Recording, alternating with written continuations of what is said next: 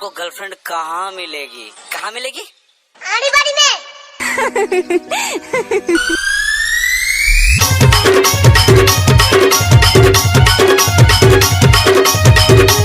Party की।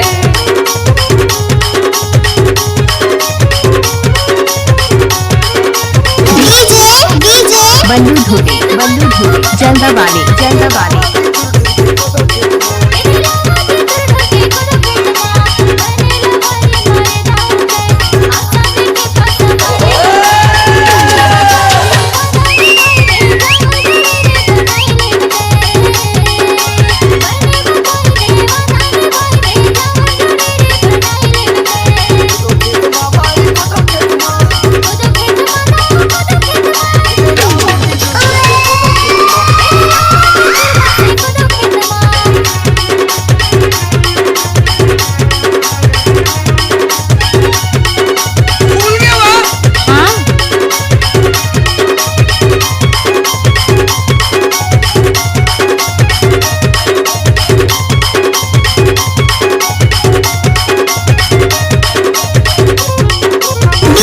बल्लू धोबी जल्दा वाले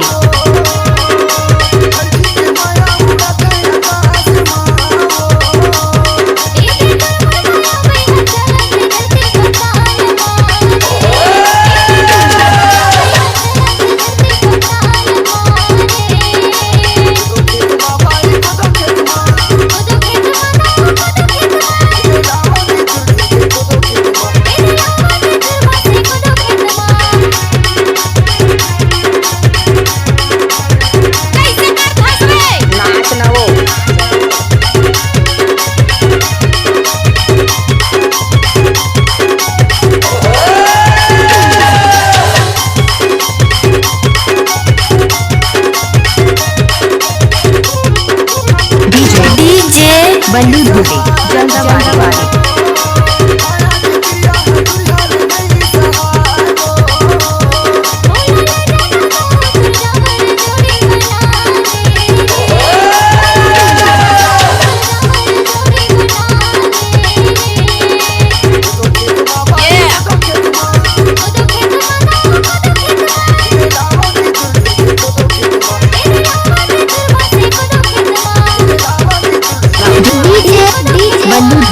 जल्दा वाले